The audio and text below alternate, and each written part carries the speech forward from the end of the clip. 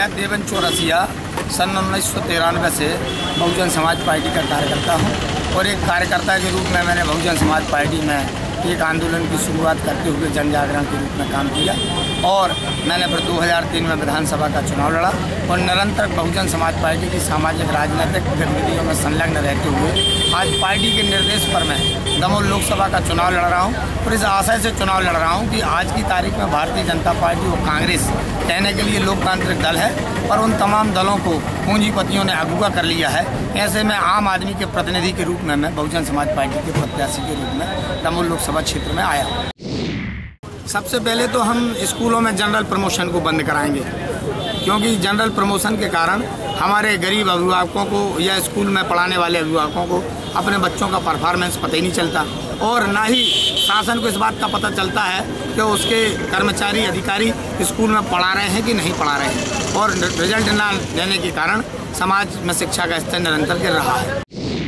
बिजली और सड़क में भी मेरा मानना ये है कि आज की तारीख में जहाँ पर भी सड़कों का और बिजली लाइनों का सेटअप है उसमें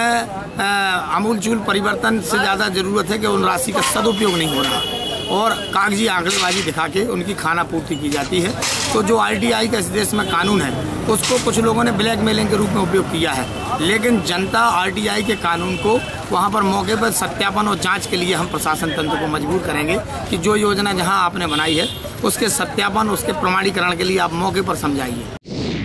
मेरा महिला सशक्तिकरण के बारे में ये है कि भारत के हर प्रबुद्ध नागरिक को, हर परिवार के लोगों को अपनी महिलाओं को अपने सोशल कार्यक्रमों में साथ रखना चाहिए और व्यापारिक क्षेत्र में भी महिलाओं की भागीदारी करके बाजार में उन्हें व्यापारिक प्रतिष्ठानों से जोड़ना चाहिए ताकि उनके भीतर झुझक और हीन भावना है और पुरुषों का जो उनके प्रति दृष्टिकोण है थोड़ा सा संकुचित वो भी बदलेगा और महिला जब जिंदगी के हर पहलू में बढ़ चढ़ के काम करेंगी तो महिला सशक्तिकरण अपने आप हो जाएगा।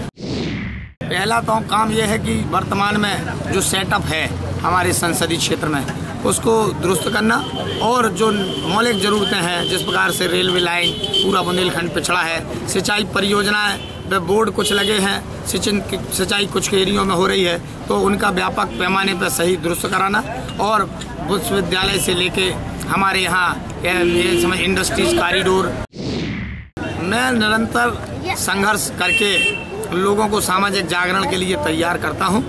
और सामाजिक जागरण में मैंने हटा विधानसभा क्षेत्र में सामाजिक उत्पीड़न और सामाजिक जो अत्याचार हुए हैं उनके बारे में लोगों को इसलिए पता नहीं चला क्योंकि इस देश के भीतर जो दबाव की राजनीति होती है उससे जो पीड़ित व्यक्ति हैं उनके साथ जिन लोगों ने अत्याचार किया उन्होंने उनसे कंप्रोमाइज़ कर लिया। इसलिए हमारे सामाजिक अत्याचार के खिलाफ लड़ाई के कागजी प्रमाणीकरण नहीं आ पाए लोगों के सामने, जबकि मैं सामाजिक न्याय की लड़ाई को पूरे दमोह जिले में निरंतर लड़ता आ रहा हूं और लड़ता रहूंगा और यही मेरी पहली प्राथमिकता है।